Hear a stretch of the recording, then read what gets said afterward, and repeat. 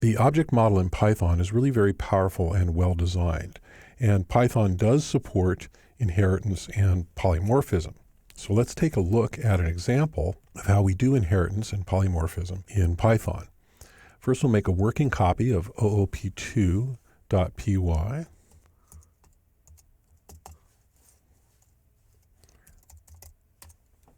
And we'll open our working copy. And here we have a number of classes. And you'll see we have these animals, dog, person, and duck. And each of these inherits animal actions.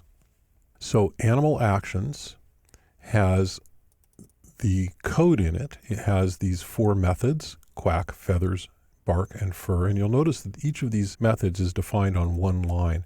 So because each of these methods has just one line of code, you can do it all on one line. You have the def keyword, and then you have the name of the method, and then the code. In this case, it's return self.strings quack. This notation here is because strings is a dictionary, and we'll get into that later on in the course when we talk about data types. But these strings, self.strings, are actually defined in the classes that inherit animal actions. And so this is an example of inheritance. This is also an example of data abstraction, because each of these classes has different data. And so here we have the duck, and it has these 4 strings in it: quack, feathers, bark, and fur. And the duck says quack, the duck has gray and white feathers, the duck cannot bark, the duck has no fur.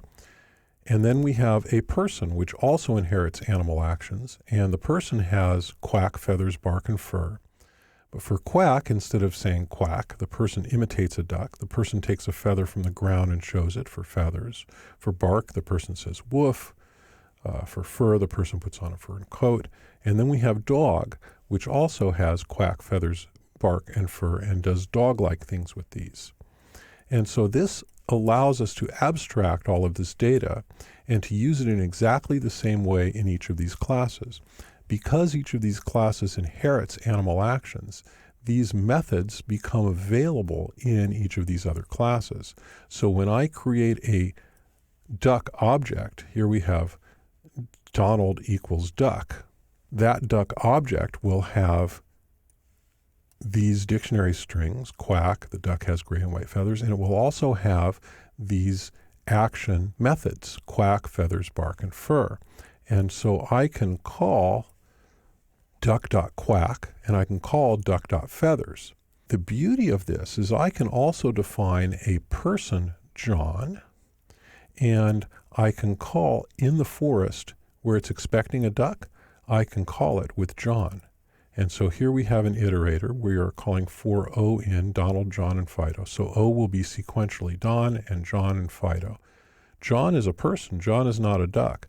But in the forest, O calls in the forest with John.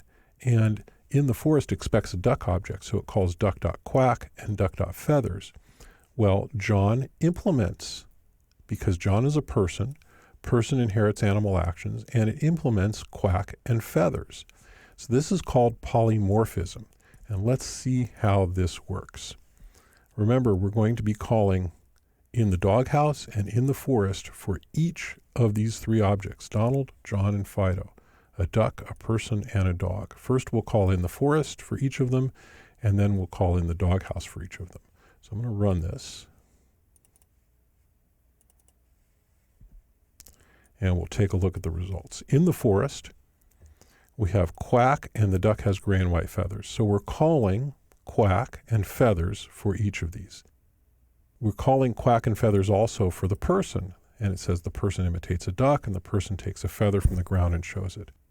And also for the dog. And then in the doghouse, the duck cannot bark, the duck has no fur, the person says woof, the person puts on a fur coat. And then for the dog, arf, and the dog has white fur with black spots.